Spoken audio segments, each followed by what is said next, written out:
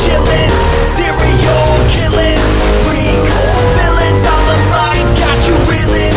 5-star rated from the floor to the ceiling. If you catch a 1-star, no time for feelings. Got a demon DJ on the ones and twos, by the name Beelzebub, so don't get confused. So grab a seat by the fire, roast them all over two, and prepare to hear the legend of the Straight Chillin' Crew. What up, nerds, and welcome to another post-apocalyptic episode of Straight Chilling, the weekly horror movie review show where you chill and we kill, slice, dice, and chop up yet another horror movie. My name's Bob. I'll be the host for the evening. This is episode number 366, recorded Monday, April 11th, 2022. Tonight, we're talking about the winner of the April poll pick, which is Turbo Kid from 2015. Before we get into it, let me introduce everyone else on the show tonight. First up, calling in from Washington, D.C., we got our boy, Randu. What's up? Hello, gentlemen. How's it going, buddy? It's good to hear your voice. Good to see you. We're going to talk some nostalgia today, or what? I think we're going to talk a little dose of nostalgia. You had, for those of you watching us on YouTube, you saw this, but if you're just listening to the podcast, Randy was holding up a little action figure of who was that, Randy? One of your favorites? It's Hot Rod, Rowdy Roddy Piper. Nice. The Hot Rod himself. I got this at a now defunct junker shop in Jacksonville. Not even junker shop, it was a vintage toy shop. Monsters in My Closet. I very much loved it, and I'm sad that it's gone. I loved it, but they sold shit. No, I'm just kidding. It's great, actually. It's fantastic. There's a fine line between junker shop and a vintage shop, I'll tell you that. Yeah. Shout out to Lars, the owner of that wonderful store. May it rest in peace. Shouts out. Last but not least, calling in from South Korea, we got our boy Soju. What's up, man? Oh, what up? It's your boy, Synthwave Stains. Tight. All right. I can hear your stains. Wow. The waves of stains. Bathe me in your stains. Yeah. Okay. Your ears stains. All right. This one has diminishing returns. The ethereal stains. We just got to keep going until it's funny again. Yeah. That's got to circle it back around. Horseshoe theory works sometimes. It works. Our theme for the April poll was kids on bikes. We had Attack the Block, Super 8, and Turbo Kid on there. Turbo Kid won by a single vote. It was pretty close, man. Super 8 almost came back. After Super 8, it was like way down and came back. I think our discussion on here impacted that quite a bit, actually. Yeah, about how we don't remember that film at all. Yeah, how none of us have just a blank void where that theater going experience once existed. Mm-hmm. Huh. Wonder what happens in that. We got Turbo Kid instead. I know what happens in this one. Yeah, we might have to develop some kind of weird UFO Men in Black theory as to why none of us can remember that film. Maybe we all saw something that night. Oh, Mandela effect style. We looked into the Blinky thing. The little flash. That's the movie with Shaquille O'Neal, right? Damn. Yes. The guy that slapped Chris Rock in the face, Shaquille O'Neal. That's right. Man. Before we get into the review, let's tackle some housekeeping real quick. Speaking of poll picks, we currently have our May poll pick posted on our Patreon website. If you support us at the $5 level or above, you get the chance to vote on a movie we're talking about this May. The theme for May is Friday the 13th, and we have 3 Friday movies up there. Friday the 13th, Part 2, Jason X, and Freddy vs. Jason. Oh, Bob, I am eager to know how those numbers are looking. Oh, Bob. Bob. Jason X is in first place. Freddy vs. Jason is just behind by a single vote, and nobody wants to talk about Part 2. You're gonna have blood, ain't you? Bob tried to remain respectable around here. I tried. Yeah. People are like, fuck that. Fuck all that. Part 2, they're not even like in space, bro. Come on. Do you even space, bro? I don't. Make sure to get your votes in before the end of April. We'll see what we're talking about this May. In other Patreon news, we're going to be dropping a brand new mini cast this Friday. If you support us at the $10 level or above, you get access to a whole backlog of Patreon exclusive episodes. We've got over 60 on there now, and we add to it every month. This Friday, I'm dropping a mini cast, and I am talking about Dexter New Blood. It's like season 9. Uh-oh. Yeah. Redemption season. Yeah. How much Harrison is in this show? It's Harrison heavy, for sure. Oh, shit. Really? Yeah, it really is. Oh, no. He is not I a think that's child, a little though. boo-boo. That's a huge plot point. He's yeah, I guess that's true. He's a angsty That teen makes sense. in this season. Oh, my lord. Yeah, boy. That's one thing that show really, truly needed was angst. My lord. Yeah, I won't spoil my thoughts on it. death is. But if you do want to hear all of my thoughts, you can hear those this Friday. It's dropping on our Patreon website. And of course, you can copy paste that RSS feed into your podcatcher of choice and listen to it on iTunes, Amazon, whatever, et cetera, et cetera. We got more Patreon. That's news. like episode, like what, 3 or 4 on Patreon? What are you talking? 3 or 4? So that's like, yeah, we've got like 3 or 4 mini cast up there. No, we've got like almost 70, I think, like going on 70. We got a shitload. Oh, good. That's the joke. Wow. It's like, I'm not going to put that on Bob. I'm sorry, Yeah. dude. I have no Okay. fucking idea what you're talking about. what? No, we got a shitload. A whole ass shitload of episodes on there. Are we going to celebrate minicast 100? Like, do we need to keep track now separately of the regular episodes? we- Do and you the have minicast? time to celebrate more things? No, we don't I have sure time. don't. We don't have time. We celebrate more than a goddamn office with all our fucking parties yeah. and shit. For real. Hey guys, I made cupcakes. Get you one. Get your hands on them. We've got other Patreon news. We got to give shouts outs. We got a brand new Patreon supporter. Big thanks to Catherine D for signing up on Patreon and showing us some love. It does mean a lot to us. Every dollar you guys contribute goes right back into the show. Helps us keep the lights on around here.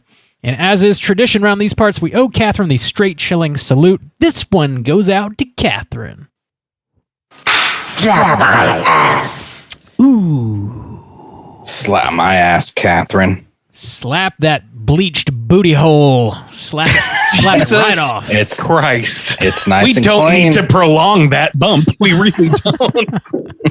We insist on making it weirder each time. It's better when it's weirder, right? I Well, think that's what the people pay for. Slap me in the ass. Whoa. Ooh, double down. All right. Yeah, playing it loose today. Just like There's going to be 900 bumps about it. But here comes the anus joke, Bob. Here we go. Yeah, well, I got derailed. Now I can't. Yep. Yeah, big This thanks. is very, very well constructed, this episode. Big thanks, Catherine. That's about all we got for Patreon. We're doing something brand new. I mentioned this the past couple episodes, but we were having a straight chilling meetup here in Jacksonville, Florida on Friday, April 22nd at 7 p.m. This is happening at a bar called Rain Dogs. We've rented out the back room there. We'll have a table set up. I'll be selling straight chilling merch and whatnot. It's also going to be a swap meet. So if you want to bring any horror merchandise, movies, figures, autographs, posters, anything you want to trade with fellow horror nerds, please be sure to bring that with you. We'll have some movies rolling on the projector, and we'll just be hanging out, having a grand old time. Just hanging out. Hanging out. Hey. Hanging out with my family. Having ourselves a party. Good God. Yeah. The tracks don't even fucking exist today. Fast and loose. I'm still warming up. It's just 8 a.m. over here. Oh, Yeah. Well, oh boy. The only other thing I have here is we're doing another raffle. All you got to do to enter this raffle is leave us a 5-star rating and a nice little review on iTunes. you'll be entered into the raffle. And if you've already done so, you'll be automatically entered, so don't worry about that. We'll probably pull it 1st of May, I think, and see who the winner is. And I'll just be sending out a nice Straight Chilling prize pack with Straight Chilling merchandise, and then probably some other horror-related goodies. I'll make sure to make it nice and sweet. Load it down with some interesting Around stuff. here, that means big money. Huge money coming at you. And also big thanks to everybody that's already done that. We really do appreciate it. It's an easy way to support the show, and it helps new listeners find us. So thank you. That's all I got, guys. Do you have anything? My house is Boy, clean. It's a clean house over here. Squeaky clean. This house is clean. All right, let's get into the main event. We're talking about Turbo Kid, and we're kicking it off with the back of the box. What's on the back of the box?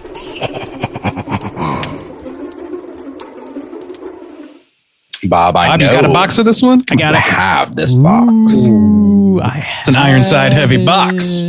They actually Doesn't look steel. No, it's not steel. They did put out like a huge like collector's edition of this, and it's in a huge box. It looks kind of like a VHS like cardboard box kind of thing. I don't have that. I've just got the regular Blu-ray, but this was put out by Epic Pictures, and it's pretty easy to find if you do want to pick it up on Blu-ray. So this was released in 2015. This was directed by a collective, sort of similar to Radio Silence, but they call themselves RKSS. It's Francois Simard, Anouk Wissel, and Johan Carl Wissel. And they directed Summer of '84, which we previously did a review on as well. Could you describe to me what you mean by directed by a collective? Yeah, I'm not sure I follow. It's like a team of directors, writer-directors that work together, basically. It's like Radio Silence is like two directors and like one producer, and they're the people that did Scream and all that shit. Yeah, it's just like a group of people working together, basically. Kind of like the Coen brothers do, It's just, they're not... Well, it looks like two of these people are related, but not all three. What's the name of it? RKSS. All right. I'll look it Good up. to know. Yeah. So this stars Monroe Chambers, Lawrence LaBeouf, Michael Ironside, and some other folks. The plot synopsis is as follows. In a post-apocalyptic future, the kid, a young solitary scavenger obsessed with comic books, must face his fears and become a reluctant hero when he meets a mysterious girl named Apple. Despite their efforts to keep to themselves, Zeus, the sadistic and self-proclaimed leader of the wasteland, puts a price on the heads of the young couple. Armed with little more than blind faith and an ancient turbocharged weapon, the kid embarks on a life-threatening journey to rid the wasteland of evil and save the girl of his dreams. Gentlemen, had you seen this movie before, and would you recommend people check it out? Randy, kick us off. Yeah, I had seen this probably not long after it came out. I was certainly back in Jacksonville, so it was right around there. So yeah, I would recommend this for people that are specifically nostalgic for 80s tropey stuff. People that kind of like, if you're into like Psycho Gorman, like if you like that sort of thing, this is probably up your alley too. I would say it's pretty likely. I wouldn't say there's too many people that I would advise not to watch it, unless you're just looking for something more self-serious. Gotcha. All right. Juice, what about you? I had never seen this movie before, but I will say that I have listened to this soundtrack over and over and over again, which is a big deal because I'm not a soundtrack person like at all. That is not my deal. But so it's interesting to now finally like 4 years of listening to that soundtrack, watching the film for the first time. I had a little bit of back and forth with this film. This is like paying tribute to a lot of movies that like aren't really in my like nostalgia goggles. Like, they're a little earlier than kind of when I grew up. And so for a lot of this movie, I was kind of like fighting that a little bit, but I will say it's like very endearing and charming and a great little kind of like low budget film to come out in 2015. And like, I couldn't help but kind of be won over by it, despite my resistant. So yeah, I think it's pretty endearing, but I do think that the style can be isolating for a lot of people. You know, it's like very low budget, early 80s Mad Max style kind of stuff. And it gets pretty gory too. That's a new one. So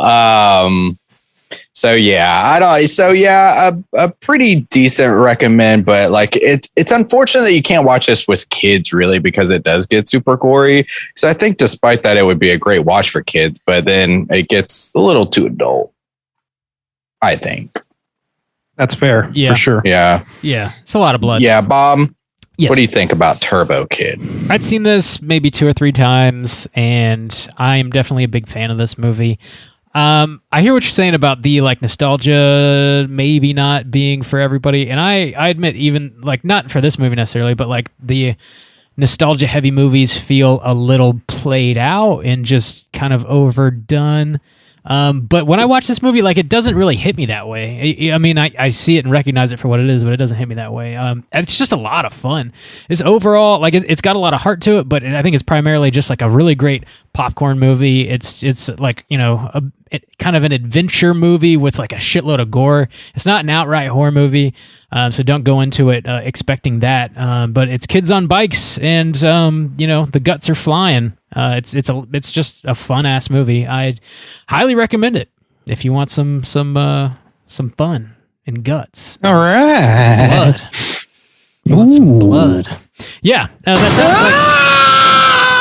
sounds like a pretty solid recommendation. Nice bringing that one back. I like that. Pretty solid recommendation from the Straight Chilling crew. Let's drop that spoiler warning and get into the rest of the movie.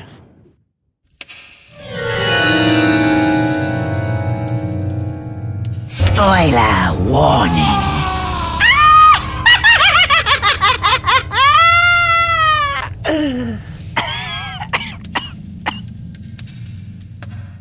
So real quick, just to kind of answer Randy's question, you were talking about this trio. So it's a brother and sister, and then the sister also married a guy that they like work with. So it's kind of like a family Brother, sister, guy they work with. Okay. Well, no, That her old husband, yeah, or whatever, Yeah, because they got married.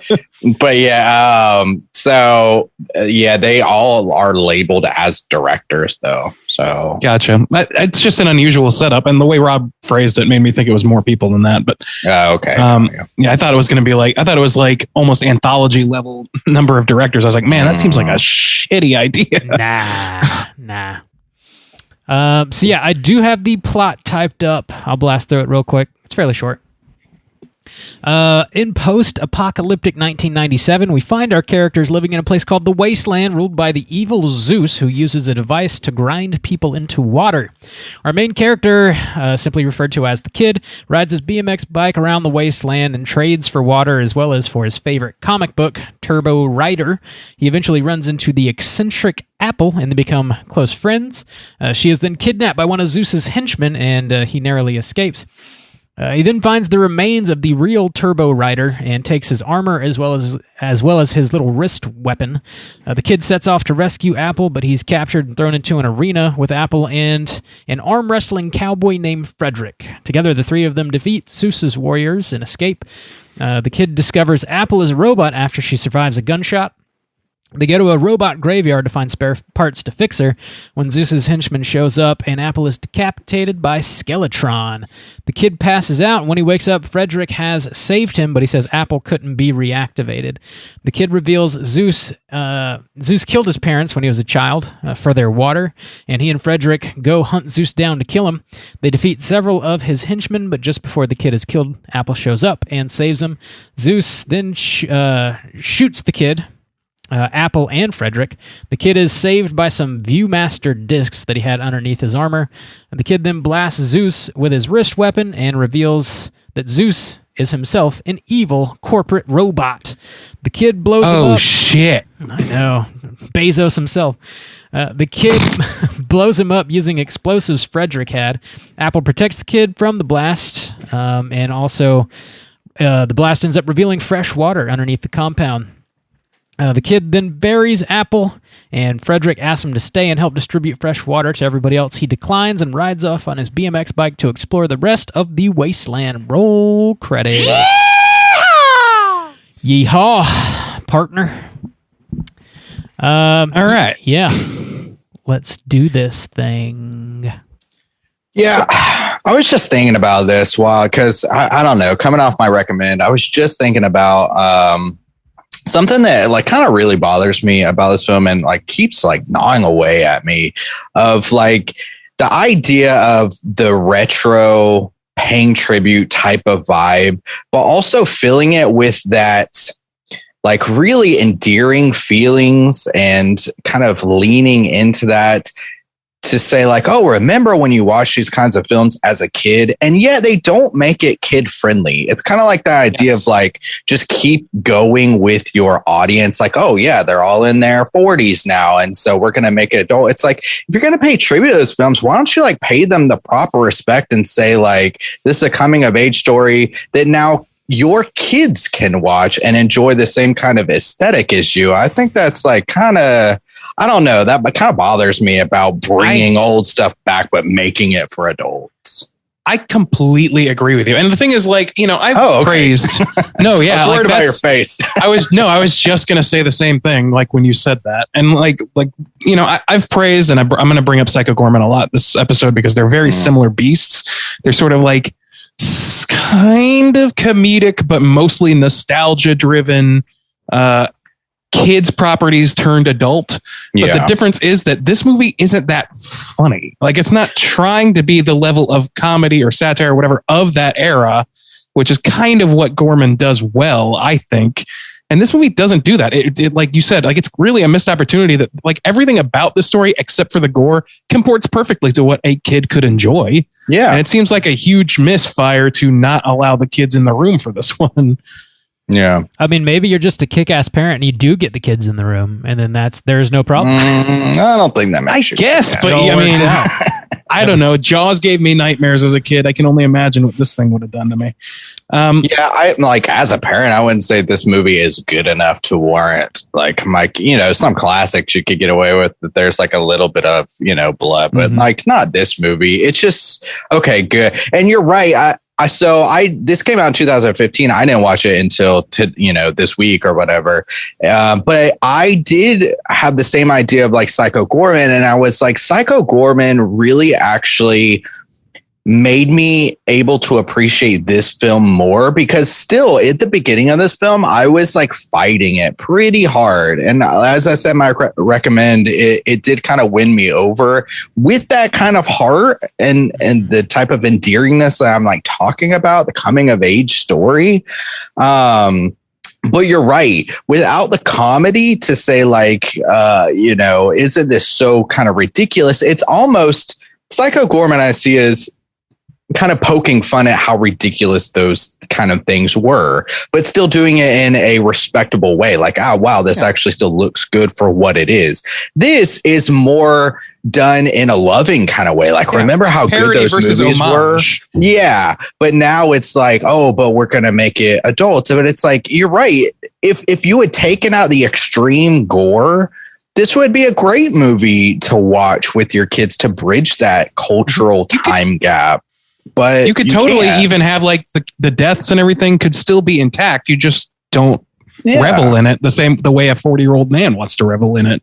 Yeah. You revel like you don't make a bike that pulls somebody's intestines out.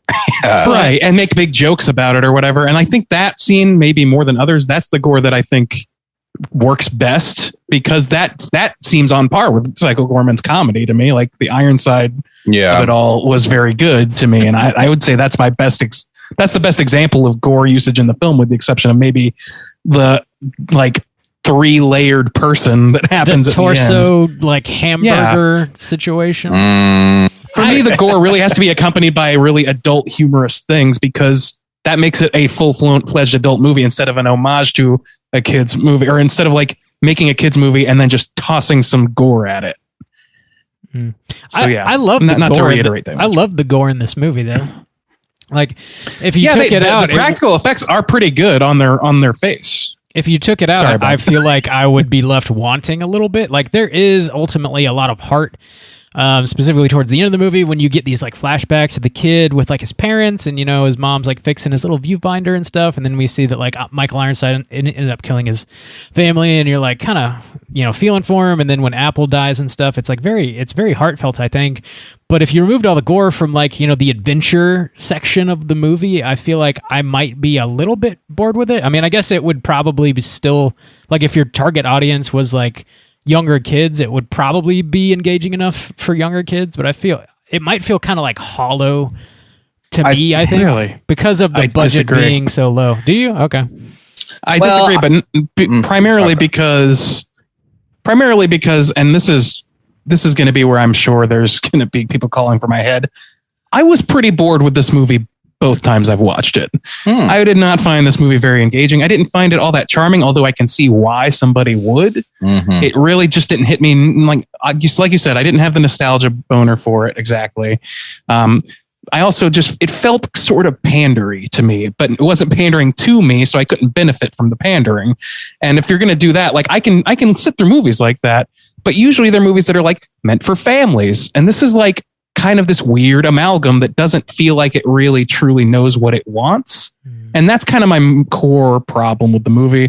And if you took the gore out, yeah, I would probably be equally as bored with it, but I would at least be able to watch it with kids and justify it that way. And the kids, I think as a kid, I would have enjoyed this more because it's like live action anime. It's kid friendly Mad Max. It's something that like it's He-Man, you know, all that shit.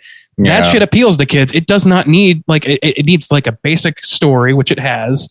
It needs stakes, which it has. It needs rad looking fucking characters that look like action figures, which it has.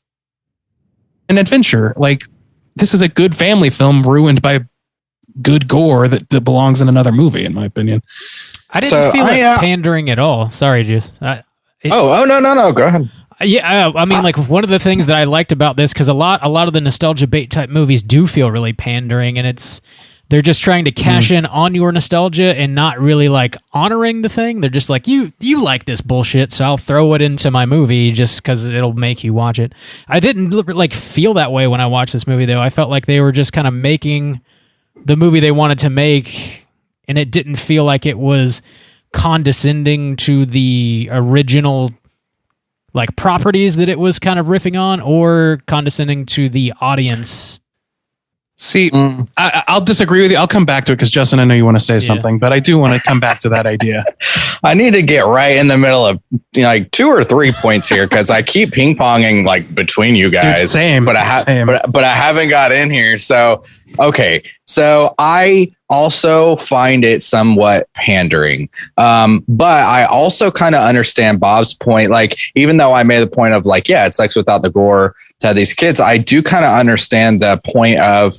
I kind of brought it up in A Girl Walks Home Alone at Night, where I was like, you know, she really is kind of avoiding a lot of dialogue because I don't think she's particularly good at writing dialogue. And maybe that kind of just masks her ability as a filmmaker. Maybe she's trying to stick to her strengths. And I think that might be the case here because maybe these people just do gore well, and it does look good. And on its own, if I were to just say like, oh, let me focus on the gore of this film, it is good and entertaining. It's just weird with this combination. And so I kind of agree with both of those ideas because I struggle with this movie a bit, also not being like, you know, oh yeah, having the nostalgia for this style. And so for me, I was like, oh yes, the gore is entertaining, but combined with this story, it just like feels, I don't know, out of sync. Like it's like, what, you know what I'm saying? But I do feel like it is kind of pandering a little bit, especially with this opening. Man, I will say the hardest parts for me was like the first 15 to 20 minutes, because I was just like, this is silly. Almost like the opening scene on his bike and the music. And it's like, you know, yeah, that was the thing for the time, but to do it now, it feels so silly, and to have these grown men like on these bikes in these like really cheesy costumes, it's silly. And that's what kind of makes it even worse. It's like, it's for adults. It's like, this is too silly just to be for adults. Yes. And that's where I see the pandering element.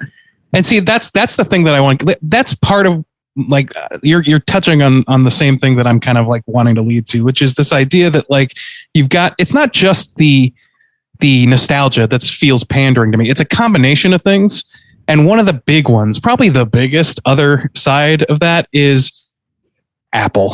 I know people love Apple. I don't want to talk shit about that too much, but let me be honest with you and say that this is the most manic pixie dream girl, born hot yesterday, tropey motherfucker on earth. And it really, like, I don't know, she does a good job portraying that character, but the way the character is written in combination with the gore and the homage kid elements, to me, it's like seeing a creepy clown at a kid's fucking party to me. It's like, these are 40-year-old men writing 14-year-old romances with manic pixie dream girls and violent gore. It just doesn't fit together well in a way that doesn't make me feel like somebody's on a list somewhere. Man, I gotta say, I'm like kind of relieved because I agree with that. And I thought I was going to be, I know this is kind of like, or I've always heard this film as a kind of a beloved type of film.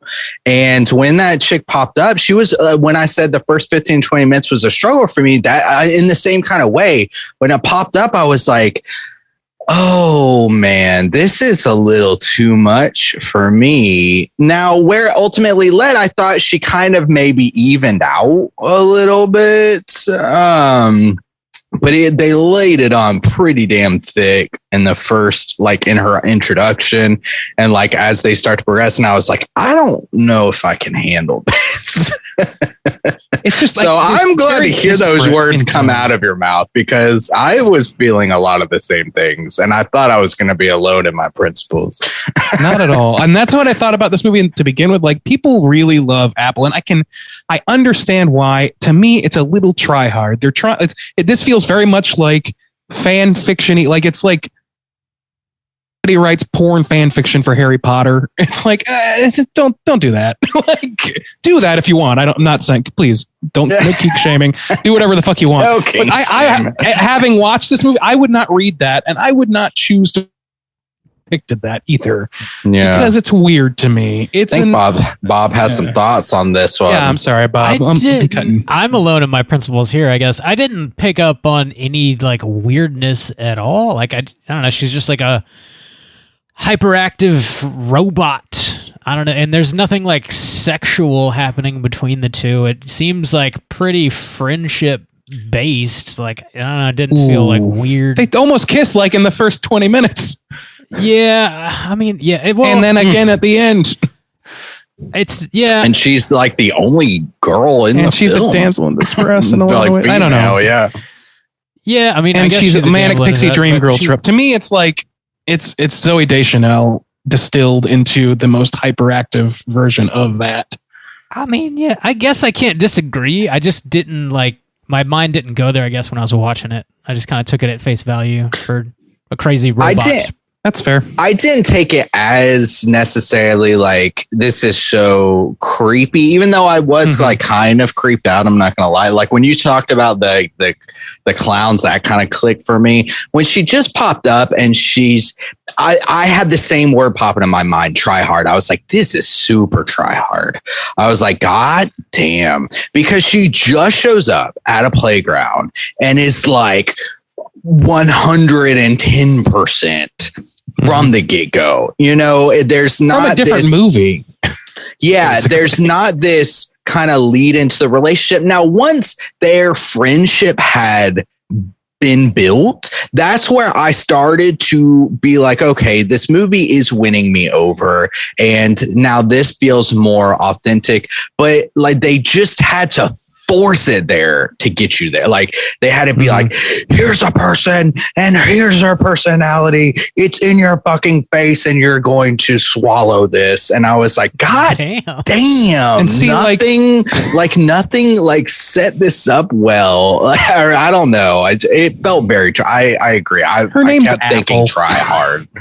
I mean, to me, it's like, I don't think that I was fully won over.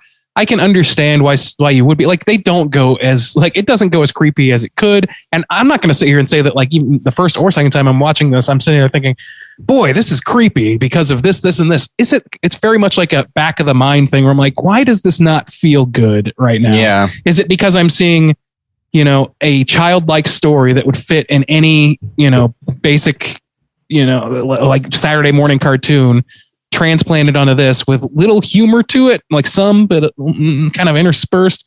And then like this trope that does indicate like a prize to be won in the form of a female who is doting upon you because they have no choice and is naive about the world. And that makes them easy to manipulate. And like, there's this really weird, like that's written. And because it has this weird mix of childlike shit and then adult gore, she exists kind of right in the middle of that, where it's like, what is this 40-year-old man writing this girl for? Like, there's something going on in the back of my head as I watch this, where it just feels like it just doesn't pick a lane properly. I agree with like I get that same feeling where I was like, there is something like off. I agree. Like I'm glad. I was like, man, I'm gonna be shitting on this beloved, or not shitting, but I'm gonna be questioning this kind of like beloved movie. But I 100% actually agree. I was feeling those things. I was like, there's just something like wrong with this. It wasn't peanut butter toothpaste. It was like the flavors, like each individual one. You're right. I could pick up. I was like, I like this. If, like I said, if I could take the gore and I could put it over here, I can enjoy this. And if I can take this like kind of childlike story and put it over here with these goofy costumes, then I can like that. And then, maybe the toothpaste is the girl, where it's like, it serves its purpose in some points, but not in a snack. Sure. But I agree. It's like it was kind of bothering me, but you're putting some good words to my feelings for sure. Yeah, Bob, developing this disagree with us. Yeah. Even this playing field a little. I mean, it's hard to disagree. You make valid points, but like I just wasn't feeling that way when I was watching this movie. I just kind of, I don't know. I took everything at face value, I guess. I don't know how to say it any better than that. And was like along for the ride. And definitely like the highlight of this movie for me is for sure like the soundtrack and the gore. And it just sort of like got me in the mood for just like this weird little adventure that these characters are going on. And like when you break it down and you're like, yeah, there's this robot that's like completely doting on the main character, and like she doesn't have any choice because she's a robot. And it's like, it feels fucking weird when you say it like that. But I mean, I don't know. I just didn't like linger on the strangeness of it, I guess. I was just like, okay, friendship robot. I'm down with it, I guess. I found her like quirky and funny enough, like she's introduced and, one of the first things she does is like tell her corpse ex-best friend or whatever, like not to worry about her. She's fine because she's got a new friend. It's like, I don't know. Like there's enough like humor there for me to like appreciate the character. And then of course there's like sort of the gut punch at the end when she dies, but like, I don't know. I didn't get weird, uncomfortable. That's the other thing. Is like she's also like kind of woman in the fridge situation at the end, but like I don't know, like keep her on ice. What was like? No, that's like a trope thing where it's like, what is that?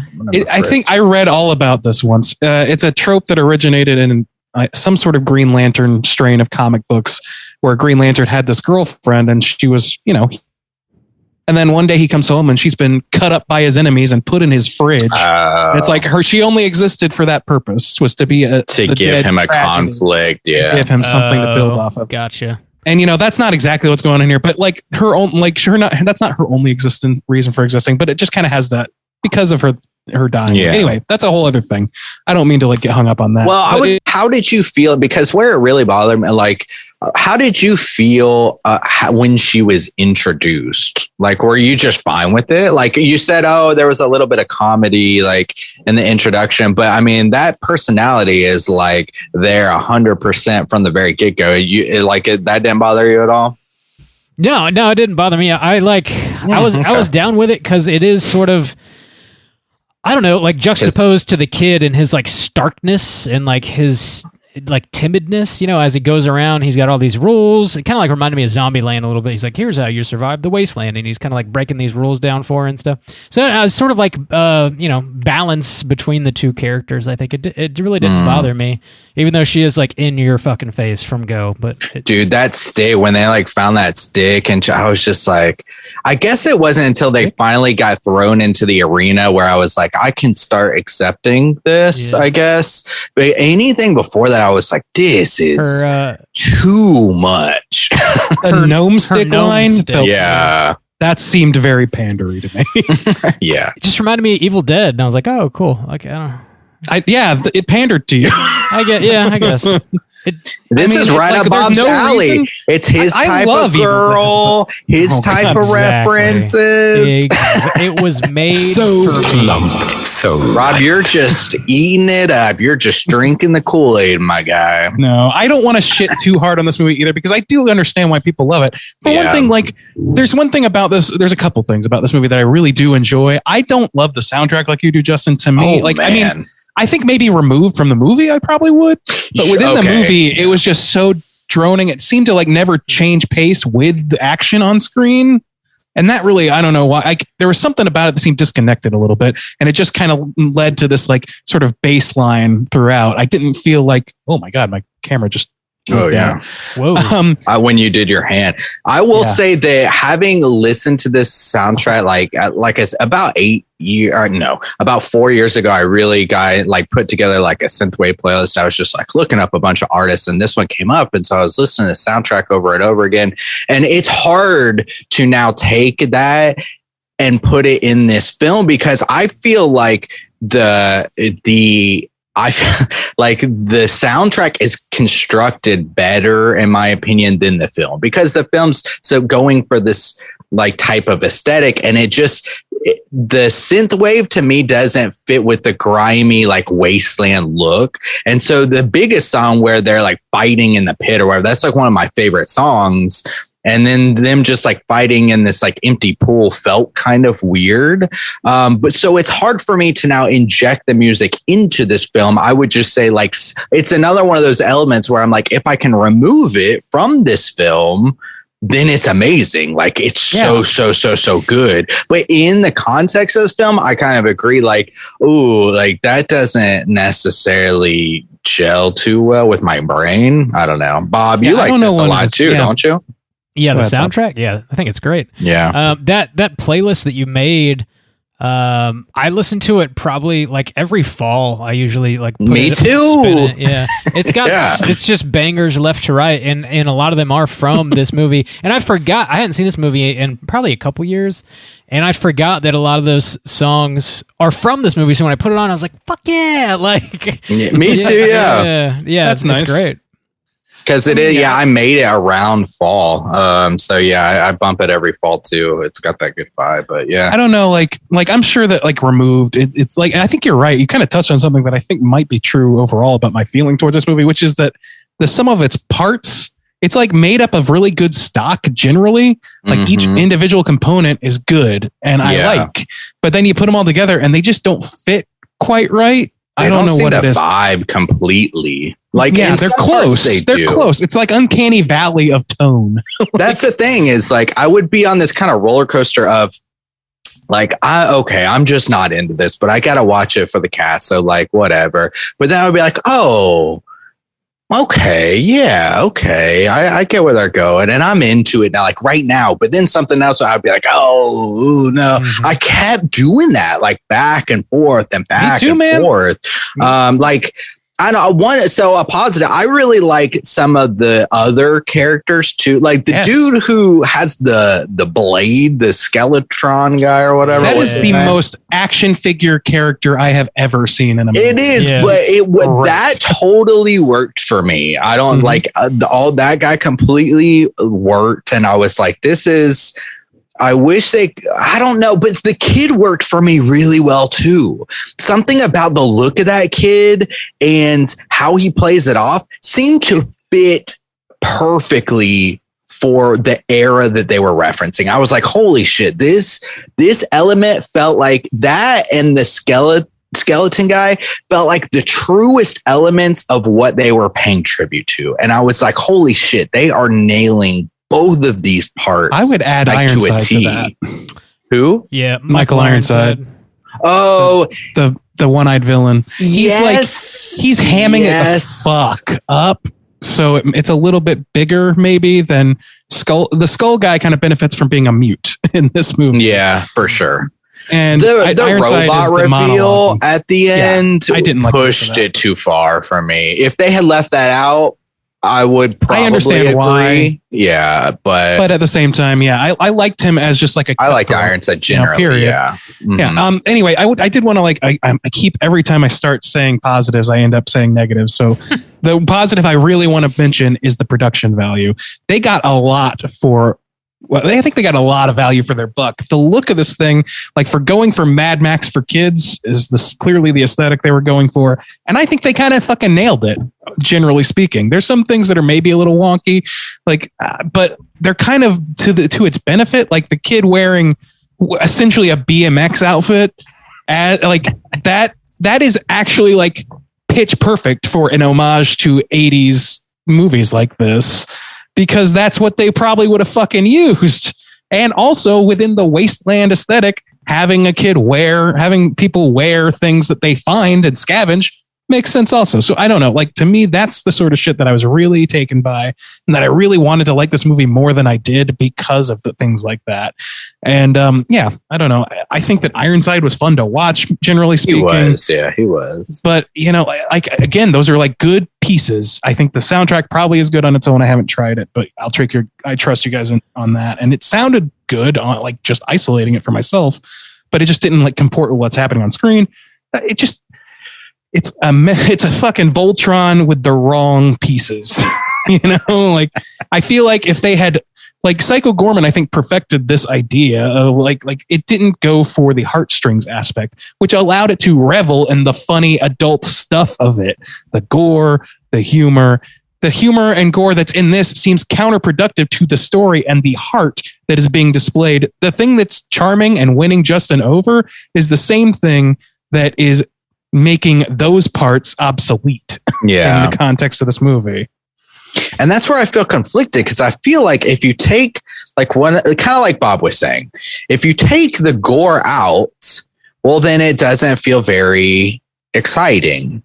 And if you take the hard stuff out, you're like, why should I give a shit? If you took the hard stuff out, I don't. Yeah, and maybe if you could take the hard stuff out and inject it with the humor, maybe that's kind of the missing ingredient. Because generally, this movie to me wasn't very funny. I mean, there was maybe a couple comedic beats where it's haha, a little chuckle here, but generally that is not the vibe I ever really got. Even when they were trying to do funny things, I was like, oh, it's for the sake of being endearing, or it's for another purpose. And so maybe that is the missing ingredient, because I'm more willing to accept what Psycho Gorman is. But like you said, it doesn't have the hard stuff. And where this movie, I was like, well, some of the hard stuff is kind of what made me give a shit. And so I'm conflicted, in the same point that Bob brought up. I thought it was a good point. You take the gore out, it doesn't really fit. And I kind of agree with that. But I just I'm I don't know how to make this hodgepodge work. That's the thing, is I just don't think they leaned hard enough in one direction or the other. They tried to have it both ways, and they kind of made a camel. They kind of did. They kind of put together this thing that is not fully clearly one thing or the other. The only thing that this movie clearly is to me is nostalgia bait. Like that's 100% on the level clear. And I don't think they would begrudge that title by any means. And they shouldn't. There's nothing inherently wrong with that. It's just the way that this particular movie plays it, to me, just there's something kind of like the try hard word just keeps coming back. And the thing is, like, I've seen Summer of '84 and I kind of felt similarly about that movie, but at least that one was grounded in a level of reality that made some of, that just made it, the heart stuff land a little better, and the comedy stuff made it more easier for me to ignore because I didn't particularly care for that in that movie. I found I don't know. The budget. I don't know if this is correct or not. Sometimes it's hard to find accurate budget reports. But allegedly, the budget for this movie was $60,000. Oh, God damn! Wow, that's incredible. God. Yeah, that is incredible. If that's true, they did a fucking great job. I don't know. Jesus. That could be incorrect, but that's what I found. Yeah, if that's true, I would say they do. They did a great job. However, I would also say it shows sometimes. Yeah, but it shows to me it fits, and it actually enhances the feeling of it being, both pastiche of its time, of the time that this movie would have theoretically come out, and also pastiche of the post-apocalyptic wasteland trope. You know what I mean? I think it kind of lends itself to one or the other or both of those, and either one presses a gas pedal in the right direction for me. I would be stoked to see, I know Skeletron dies or whatever, but if you just gave me a Skeletron movie, like a spin-off or something, I would be so about that. That character's mask design is so badass, and the way you can see his eyes in the shadows, and they're just wide open all the time. He looks fucking manic and he's the Boba Fett of this film. He basically is. Yeah, he gets swallowed up by the Snorlax or whatever. I don't know. I love that character. I thought his mask design was great. Bob, I think it's pronounced Snorlax. The Snorlax. That's right. You 2 episodes late. You got the That's you perfect. should have put that after my synthwave stains line, and that would have just really Kramer's here. Heavy lies the crown over here. Can't always get it perfect. Can I be Newman? I'm Newman of the crew. Sure. Okay. Sure, Bob. The least predictable character on the show should be portrayed by the most predictable man on the crew. Randy, you're Elaine. You're our Elaine. I do have those dance skills that the ladies pine for.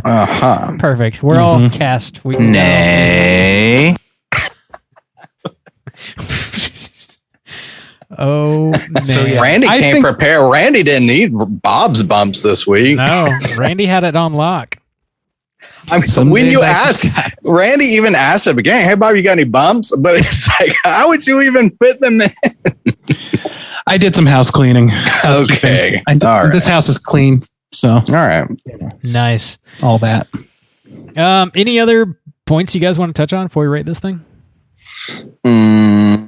I feel like we railed on it pretty hard. I don't want it to seem like I hate this movie. I really don't. Can't and believe I totally understand why people like 45 minutes of time has gone by. Dude, really? That's how it goes. Yeah.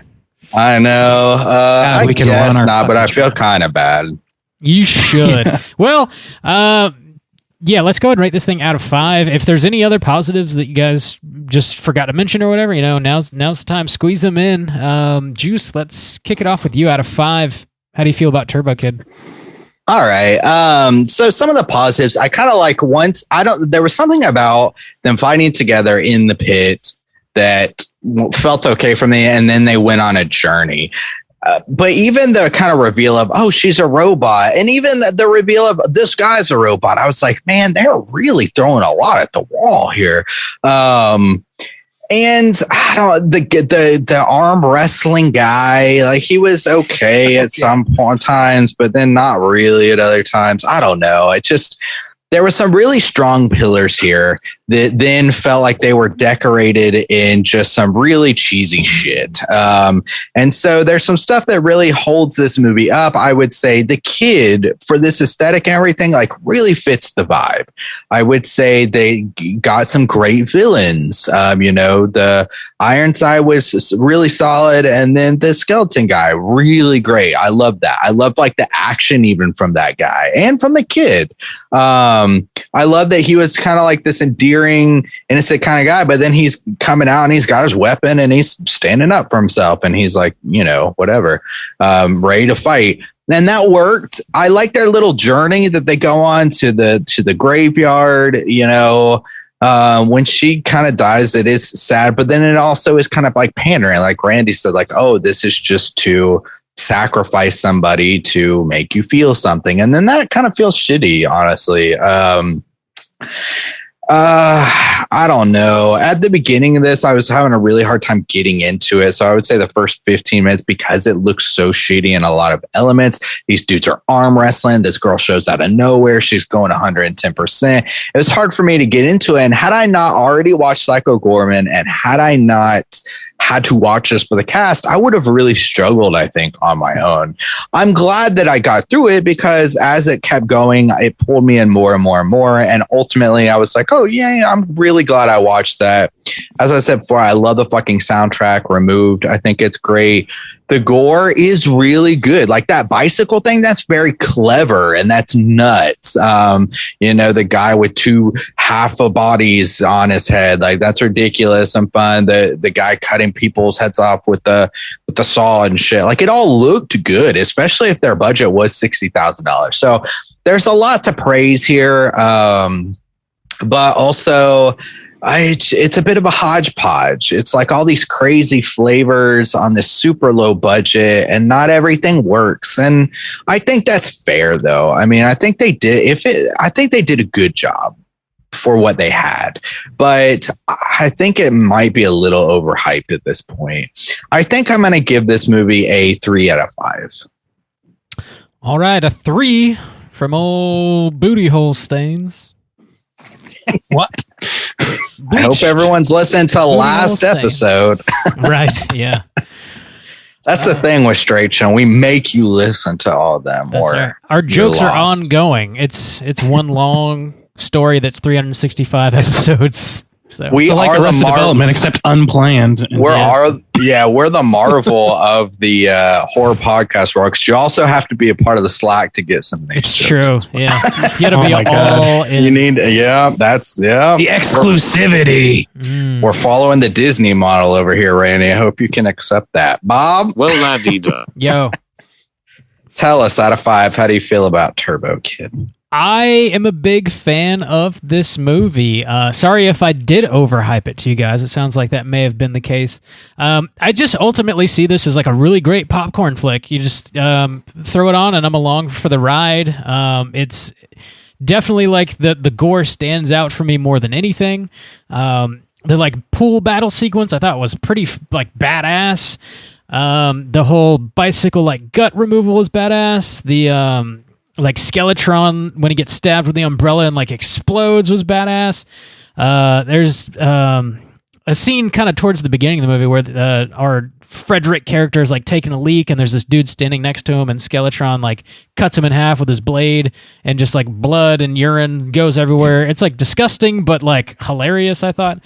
I'm definitely here for the gore. There's also got like almost like a touch of like Mortal Kombat in here with like, there's that one character who's got like the Raiden style hat on and he like shoots his hand off of his wrist and it's got like a chain attached to it, which makes me think of get over here and all that shit. There's like, that'd be Scorpion. Yeah. I wish we got more of that guy. I forgot about him. There's a few characters with some interesting like it's clear that they designed some of those characters like they were action figures that you could play with, and that's brilliant. Yeah, I love that. The whole like Nintendo Power Glove like laser blaster thing was cool. Just like the practicality of everything, like the layers, like the design of this post-apocalyptic world. It was like fairly sparse, but it felt lived in. Like his like the kid's little lair, like when he goes down into it after he does his like foraging for the day. The Wally moment. Yeah, yeah, that's a good way to put it. You can see like he's got like all this random stuff in his little like lair, but he's got like this big collection of like flamingos, like yard flamingos, like in the corner. Just kind of like random stuff. I don't know. I just like the design and the feel of the world. I obviously the soundtracks, by the way, we touched on that already. The nostalgia didn't feel like unnecessary or like very condescending in any way, and I feel like a lot of times it can in movies like this. It didn't bother me at all. The concept of juicing human beings because like the water is just acid rain and you can't consume it. And so, like, munch on some grinding. I think that's a really cool and very like gruesome concept that I guess like in a roundabout way makes sense because humans are mostly made of water or whatever.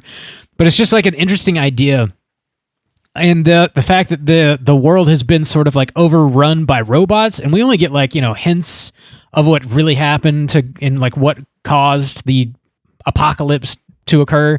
But like whenever the kid goes down into Turbo Rider's ship and he sees like there's a little like video display screen and like there's a message for Turbo Rider and someone's on there saying like, "You're our only hope, you gotta go and stop these crazy robots from taking over," or some shit like that. So like there's just evil robots everywhere that cause the end of the world, and like that's what's happening. And this dude has this crazy spaceship and he's like a real life superhero basically. There's like a lot of stuff sort of like underneath the surface of this movie that they don't like over explain that I find to be like pretty interesting.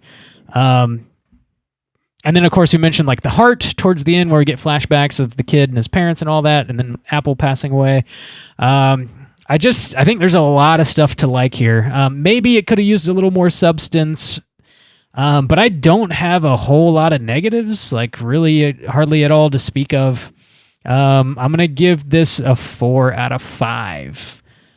Randy, how do you feel? Yeah, so I'm largely in alignment with Justin on this one, as is clear. I think, okay, so again, like, I mean, I love parts of this thing. I just don't love the way that they are meshed exactly. I just really don't think that it picks the lane and sticks the lane. Like, to me, there's a few things in this movie that are like groan worthy. I feel like part of it may be like, it's not just that there's a lack of humor to sell this stuff to me. It's that a lot of the humor that we do get, like Justin said, doesn't land for me. That's where it really feels try-hardy to me. Like having the Manic Pixie Dream Girl supply so much of the comedy aspect, it doesn't work for me. But then you have Michael Ironside saying, "Do you know how long it took to set this up?" Talking about the fucking intestines on a bicycle. And that's hilarious. So it's like, I don't know, man. There's just like some weird brew happening here. It just does not hang together well, for my money. And it's not Jolly's brew, huh, Randy? It's not. And like Rob, you mentioned like the robots, and like one thing, like of all the stuff that happened in this movie, like it just like there's a few things that also just kind of rubbed me weird. They just really needed to have Harrison Ford, the character in this movie. And so they had a arm wrestling cowboy. They just needed that for some reason. And he serves almost no purpose, I would say. Yeah. Well, I mean, think he could easily have been cut out of this movie and nobody would have missed it. I like that character, to be honest with you. I like that he is basically just like Harrison Ford playing Harrison Ford, but I think he does like bring some comedy to the movie in the fact that he sort of acts very flatly, and like he's an archetype, and they lean into that. Like, they flesh the kid out and the kid feels like a real character, but a lot of these tertiary characters don't. But I think that's sort of charming and was intentional. I don't know. But sorry, please. See, to me, it's just drinking that Kool-Aid, Bob. I like the Kool-Aid. To me, it just Sold feels you like, hard. It just feels like he's there to be Harrison Ford, and they're trying to make him Harrison Ford, and he's never going to be Harrison Ford. He's never going to be that character exactly. He's going to be a weird pastiche that isn't as funny and isn't as likable, and also story-wise could be excised completely. So I just don't dig on that. And what else? Like, Ironside goes a little too big sometimes. Like there's a lot of like little things that nag at me with this movie. So it just really drags it down for me. And I feel like there's a great movie hidden in here. Maybe a couple of them, if they had just really not tried so much at one time. If they had, when I say it's pandering, I don't mean that it's like condescending to the viewer necessarily. It's almost like pandering to themselves, like, or it's like, oh, and we can have this and we can have this. Oh, and then we'll have it turn to a robot. And and this like, and that's like ambitious, like great. I love ambition, whatever, but they don't pull it back enough to where it's either grounded enough or ridiculous enough to hit a pleasure point for me. So with that, all that said, I think that for me, I'm going to agree with Justin that it's not a down the middle movie for me, but it is just above that. I would say it's a 3. And that's largely on the back of the fact that I can point to a lot of individual aspects of this movie that are great and then just doesn't really come together. So, all right. Yeah. With Randy's 3, that's going to put our aggregate at a 3.3 repeating, of course. Let's go ahead and jump to our Rotten Tomatoes segment, see what the critics and users think about Turbo Kid. Certified. All right, ladies and gents, this is the Rotten Tomatoes segment in which I'm going to have these gentlemen guess within the best of their abilities what the critics and users aggregate score are for Turbo Kid. This is RottenTomatoes.com's reading for Turbo Kid, and they've got 55 critic reviews. Let's start with Bob. Bob, what do you think that the critics think about this movie, percentage-wise? 55 reviews, remember. Yeah, I think it'll be generally positive here. 55. I'll take a 75, please. 75 percentile. Soju, are you going over? Are you going under? Where are you going? 75. I don't know. I feel like I've only heard positive things about this, but I don't know how much of that is just hanging out with Bob. Turbo Kid. 75. I don't know. I think people are kind of going to be like Bob and drink the Kool-Aid a lot. I feel like what we see is pandering. People are going to be like, oh yeah, thanks for giving me that. And like, oh yeah, it's for adults, the Gore. Oh yeah. So I might take the I'll take the Project 86, please. Oh, the Project 86. All right. They never let me down. Never. You know? Let's see. I'm banking on them this week. Well, you know what? Your bank is well cared for. This is a 91% on Rotten Tomatoes. 91. And it's times like this I like to remind everyone that this is an aggregate score of how many above 75 ratings it got. I believe it's 75. I'm going to get that. What are you doing right now? What is happening? Nay. Wow. What are we doing? You got to follow the slack to find out. That's the Disney model. Oh, God. We're following success. The Juggernauts. We're going to Amazon next. Yeah. All right, let's go to the audience score next, actually. And Soju, you can start us off on this one. There are 2,500 plus user ratings on this particular film. What do you think that Bob's on the verge. Just trying to beat it. Next thing you know, we're going to start unionizing and we're going to have a fucking straight chilling rocket ship. We're going to fucking Mars. Justin, yeah. I got this. Watch this. I got to take a dump. Got him. What? Bob's a sky man.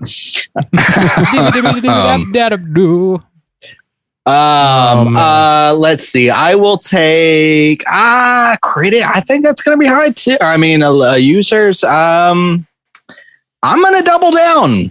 The boys, give me the 86. I'm going to double down. All right. Yeah. Let's see. One day I'm going to look up a song so I can reference it when we talk about it. Maybe we'll get a P86 bump one of these days. No, probably not. Nah. Bob? Man, 86 to you. I was thinking the users would be higher than the critics, but that's nuts. 91. Yeah, that's pretty high. Crazy. I'm going to $1 juice with an 87, I think. I'll go with that. 87. All right. Well, you fucked up, Bob. It's a 77% audience score. 77%. The boys got me that hell yeet sweet. Nay. Is that going to be my bump every time for the hell yeet?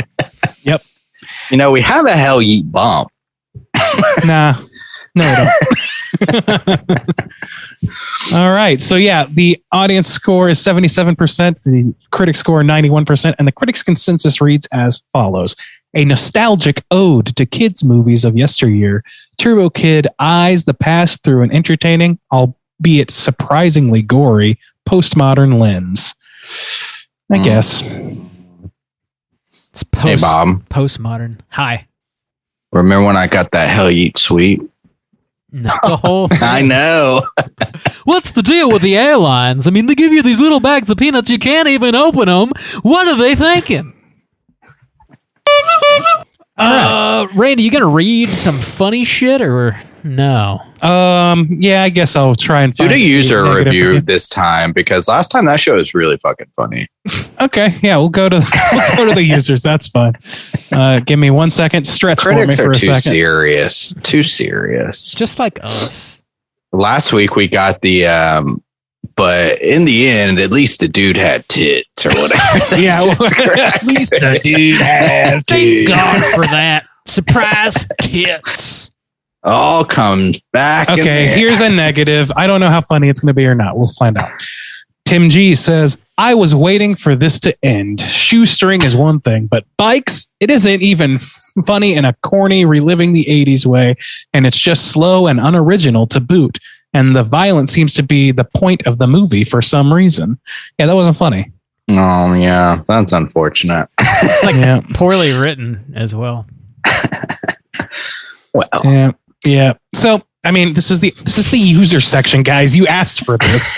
I did. Last week was such a success. I thought, why don't we try to double down? Lightning in a bottle, dude. You can't have, at least he has tits twice in a row. Yeah, it's feeling pretty try hard over here, guys. Come on. Yeah. Oh, come on. We're trying too hard. Time to switch to that Amazon model. Disney's not working for us anymore. Oh, no, I'm afraid that they wouldn't approve of that at all. All right. That That's the end of somehow Rotten made Tomatoes. it. All right. That's a good bump, Justin. Let's I do have some trivia. Let's go ahead and jump into it. It's totally time for trivia. All right. Yeah, I found a few interesting points here. So this movie was originally supposed to be set in a desert wasteland, but due to rainy weather during filming, the, quote, acid rain was included in the storyline. There were ponds and some puddles that they ended up tinting green to help simulate this idea. Also, in the scene, we didn't talk about this actually. The kid and Apple end up spending the night in a video store, and there are some posters in the background for the short film that RKSS made. You can see those on some VHS covers as well. I didn't even realize they spend the night in a video store. I don't think that really clicked for me. Yeah, No, not for me either. They burned some VHS tapes in like a big film canister to keep warm, which is true. I didn't quite get that. Yeah. It's like find every single pore you can to extract 80s nostalgia from. Remember VHS? Oh, God. I say that as somebody who has been to the last blockbuster in the world. Do you guys remember burning CDs? So the Bernie CDs. The short. I love that guy. Oh my God. The short that this movie was based on is called T is for Turbo, and it was a segment that was submitted for Ant Timpson's horror anthology called The ABCs of Death.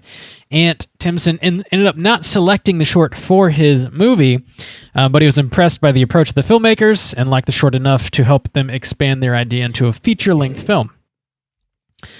The last little bit of trivia I have here is on September 28th, 2016, a sequel to the film was officially announced. One day before the announcement, Le Mateos released the official music video for their track called No Tomorrow, which served as a prequel to this movie. And I looked up Turbo Kid 2 on IMDb, and it's listed as in pre-production. But I mean, this was announced in 2016, and it still hasn't gone past pre-production. So I don't know how likely it is. I found like a little interview as well with the directors, and they were talking about how they have the script written, but they're going to need more money to make it happen. It's going to be closer to like a Mad Max Fury Road kind of thing is what they're going for. And I guess I would assume they're having trouble locking the money down, or else this movie would have already come out. Yeah, they're gonna have to like come out with some other like hot new property to get the people behind that, I think, or get the money people behind that anyway. Yeah, I feel like. Yeah, I don't know. We'll see. We'll see what happens. So just kind of like in the rear view at this point. This is 7 years old now. Yeah, pretty crazy. But that's pretty much all the trivia I had. Is there a Cooter in this movie? There's a Cooter in this negative review section that wrote, "It is what it is. Crap." Wow. That should have been the one I read. That's what it took some digging, but I got there. Wow. Anyway, Cooter of the week. Let's talk about it. Straight chillin'. Cooter of the week.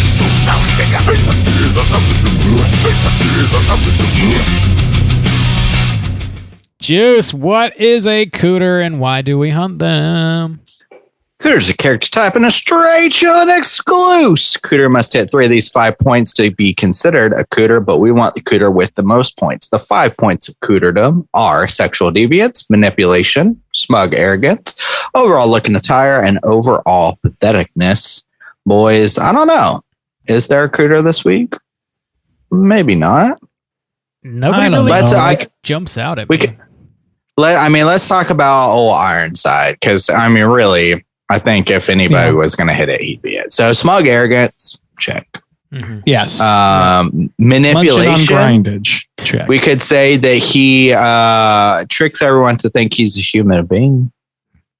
Sure. Right. Well, I mean, he manipulates people constantly. Like he's like, "Oh, I'm not going to hurt you. I'm just going to sit right here and threaten you quietly," and then he fucking kills him. Yeah, I don't know. So smug arrogance, and That's manipulation for sure. Mm-hmm. There's no real sexual things going on at all in this movie, so I would say no to that. Looking attire, though, we might be able to give him looking attire. Everybody looks like kind of wacky. Most normal out of everybody in this movie, with the exception of perhaps Cowboy. Yeah, Cowboy Boy. He looks Cowboy like Bebop. dressed appropriately, I would say. Yeah, I mean, he's got his little eye socket thing going, but other than that, he's just wearing like a pretty dope duster coat or some shit.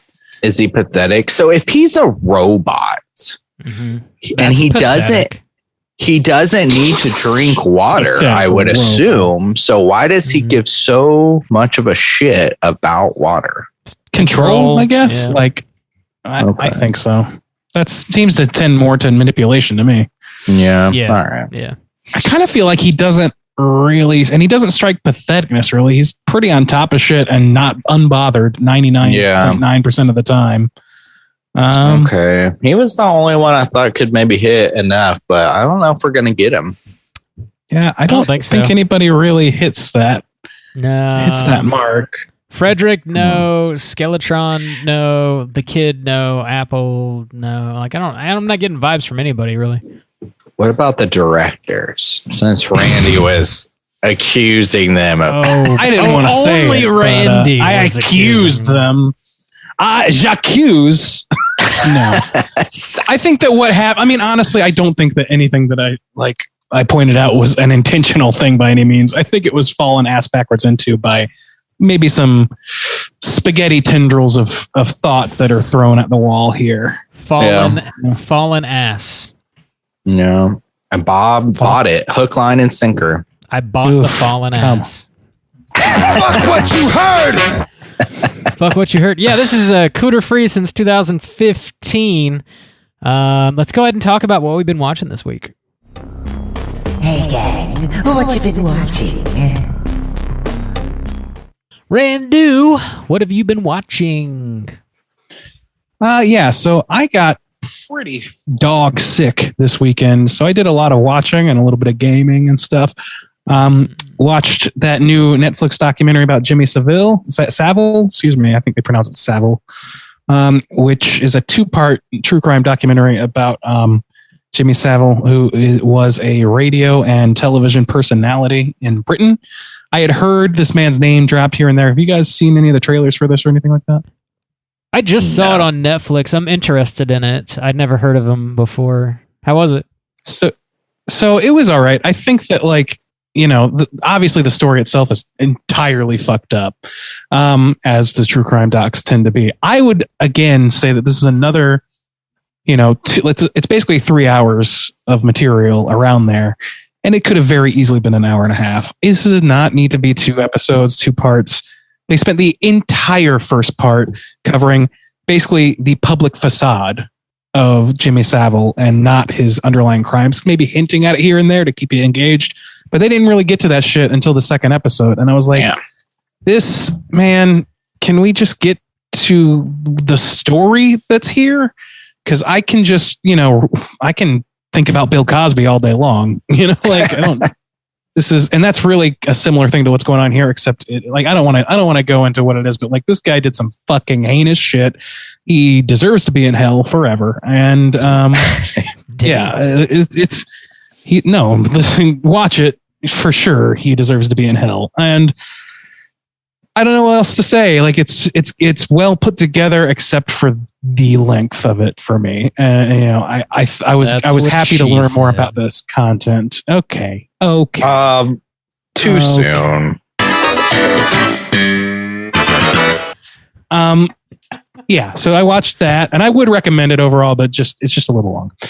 I've been continuing to watch The Thing About Pam with Renee Zellweger, which is a dramatization of the crimes of Pam Hupp, which is another true crime adaptation thing, which I'm kind of souring on, but I like this one. The voiceover guy, the guy who made the podcast, is the guy who does the narration, and man, his voice is soothing as fuck. I could listen to that guy talk all day long. And it's just a fascinating story to watch it unfold. And Renee Zellweger is doing a pretty great job. So good for her. I've been watching a series of little short animations on YouTube called, or by a guy or by someone called Terminal Montage, or I don't know if that's the name of the show or the guy.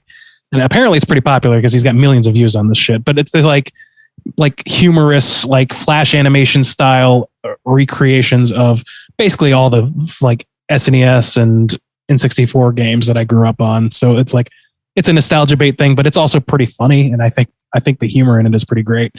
I would recommend that. Rewatch The Ring. You know, it had more impact when I was 9. I'll tell you that. It's not bad though. It's just, you know, I have fonder memories of it than I got out of it this time around.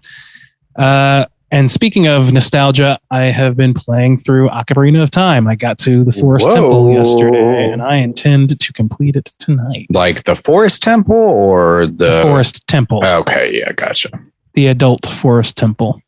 And buddy, yeah, I feel like I remember every square inch of that game, but you don't. Like, I mean, unless you're a speedrunner or something, there's a lot of little things about that game that I'm like, wait, what the fuck do I do now? Especially once you get to a goddamn water temple. Jesus Christ. The whale guy, Jesus. Dude, the fucking water temple got me hung up on this game as a 12-year-old or whatever, however old I was, for like a year. And I just had to set it aside for a while. And then I came back to it and just like brute forced my way through it somehow. Anyway, confusing part of the game, but it's a great fucking game. And I am living for the nostalgia in it. And then last but not least, I watched the comedy special Comedy Monster by Jim Gaffigan. Not his best, but still pretty funny. I love Jim Gaffigan. I think he's pretty funny guy. That's it for me. Right on. Juice, what you been watching? Not a whole lot. I was watching that new Marvel show Moon Knight, that's got Oscar Isaac in it. And it's okay. But it's only 2 episodes in, and I feel like all the Marvel shows kind of take a little bit to kind of get into a little bit. They're relying a lot on CGI, which surprisingly for Marvel's not looking too great. They're usually on point with their CGI. this one's looking a little rough. Ethan Hawke is in it. He's a villain. And so that's interesting. He's a good actor. Actually, the cast is like pretty stacked, honestly. So I'm intrigued to where they can ultimately take it. But yeah, it's okay for now. I finished the first season of The Good Place. So I'm now in the second season. So I know what's going on now.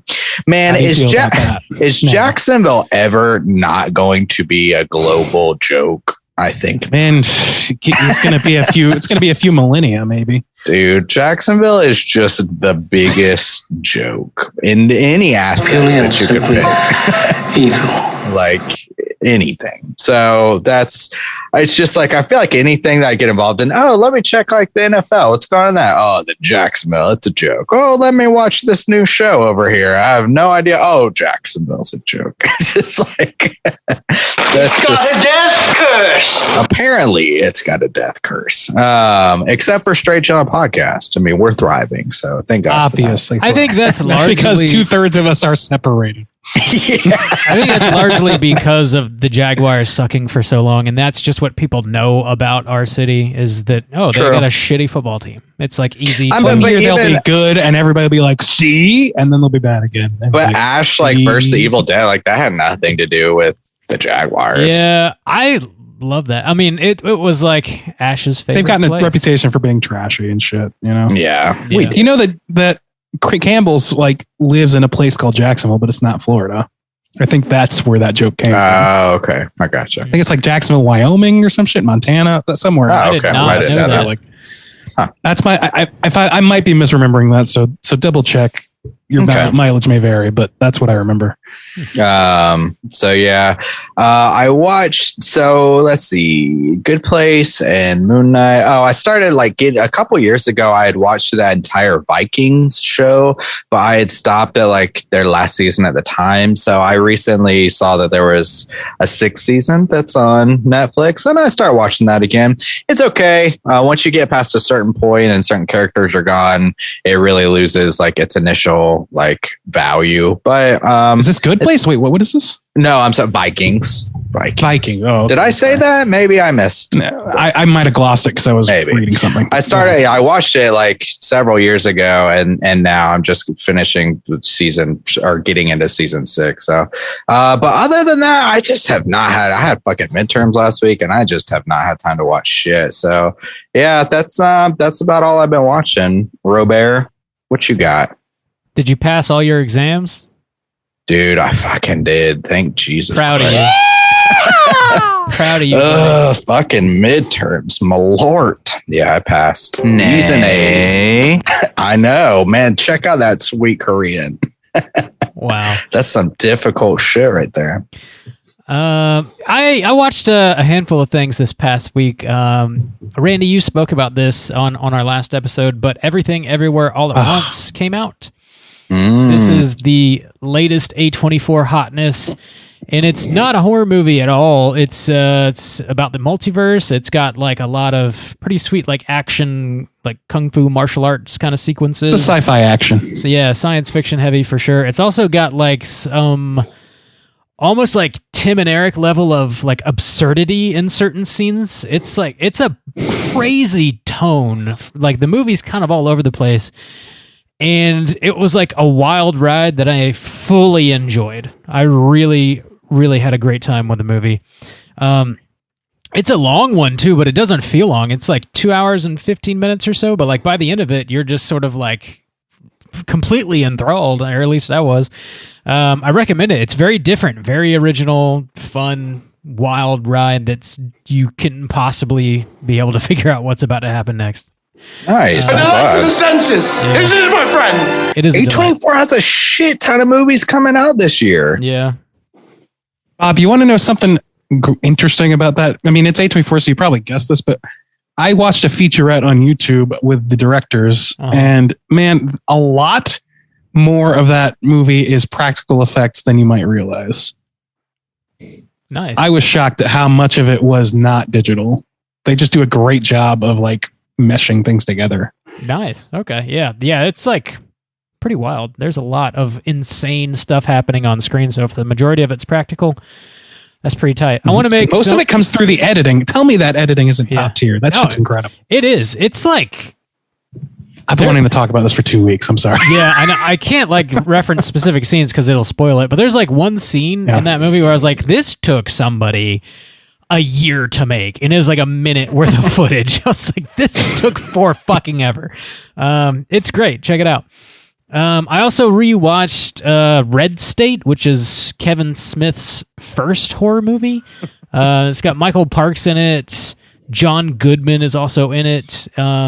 It's about this like extreme church in the South, and there are these kids that are kind of up to no good, and the church grabs hold of them, and they're gonna like sacrifice these kids, and the FBI sort of like gets wind of it and tries to intervene and stop them. It's a pretty wild ride. It's got some amazing actors that are just like absolutely chewing the scenery and doing a great job, and it's got a very strange ending. It's not like a twist necessarily. It's just like it's just a very interesting idea and an interesting way to end this movie that you would not anticipate happening. I really dig it. I enjoy it. I don't know if it's streaming anywhere, but if it's easy to find, I would recommend throwing it on. Pretty good shit. It's also got that dude from Breaking Bad in it. He's like one of the drug addicts. I can't remember what his nickname was. It was like Badger. Yes, I wanted Skinny Pete. Yeah, I was It's like one of those. It's Badger. It's Badger. I kept thinking Ferret, and I was like, I know it's not Ferret. What's his fucking name? Badger, the one with the piercings. No, that's it's Skinny Pete. Yeah. Oh, okay. But yeah, Well, no, that's Combo. No, Also, yeah. it doesn't matter. Combo. You're thinking of Combo. Combo, yeah. Too many drug addicts. That was good. I also watched Final Destination 5 to complete the franchise. Oh, okay. Bob, did the odds hold up? They do, actually. Wow, there you watch go. the odds. Okay. Watch the odds. 1, I always 3, do. and 5. Part 5, like they kind of took the kills a little more seriously. Like part 4 was a total like they just fucking gave up is what it felt like. But part 5 actually had like some really interesting kill sequences, and it also did some interesting things to sort of like tie it back to the rest of the franchise, and it wasn't just kind of like a standalone group of characters like most of the sequels are. So they put a little extra like kind of thought and love into it. Did enjoy it. Solid stuff. I also watched Dracula 2000 for the first time. Oh, Bob. Why? Oh, no. I came across. You really don't Wow. You really don't value your time, do you, Bob? Apparently not. This movie is bad. Real bad. What? But it's got 2000 in the title. 2000. That can't be a mistake. It's got Danny Masterson in it with his little perm. He shouldn't be in anything else other than that 70s show. He is not a vampire. Should not be in this. He should be in prison from what He I've should be heard. in prison. Yeah. I don't know what all that. Like I've not read up on whatever he did, but I believe you. If that's your take, I would probably have the same take. Nay. Oh my god, which is unfortunate.